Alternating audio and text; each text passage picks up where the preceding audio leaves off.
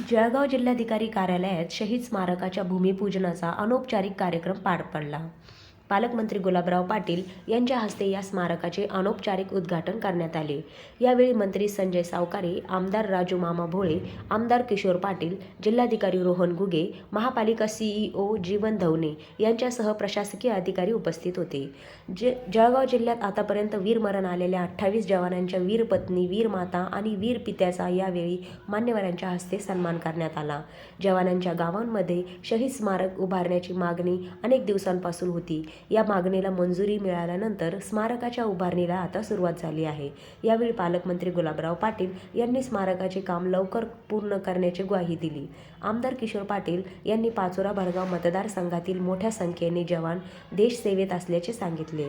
जवानांच्या आठवणींना उजाळा देताना वीर कुटुंबीय भावूक झाले. त्यांच्या डोळ्यातून अश्रू तरळले. यावेळी मान्यवरांनी वीर कुटुंबियाच्या पाठीशी ठामपणे उभे राहण्याची ग्वाही दिली. आपल्याला कल्पना आहे की आज आदिवासी दिवस आहे आणि त्याचबरोबर आज क्रांती दिवस आहे. या क्रांती दिवसाचं औचित्य साधून या ठिकाणी जळगाव जिल्ह्यामध्ये जवळपास 32 जे शहीद झालेले होते त्या शहीद स्मारकांचं या ठिकाणी भूमिपूजन करण्यात आलं.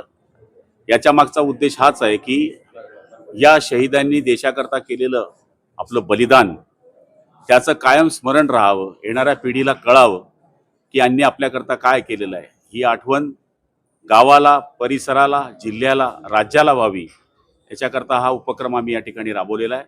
हेच नुसतं स्मारक नसून या स्मारकामध्ये आम्ही लायब्ररीचं सुद्धा त्याच्यामध्ये सोय केलेली आहे, जेणेकरून त्याच्यामध्ये मुलांकरता एक ती सोय होणार आहे आणि त्या मुलांनाही हे कळणार आहे की हा माणूस कोण होता की ज्याने आपल्या देशाकरता ही सेवा केलेली आहे.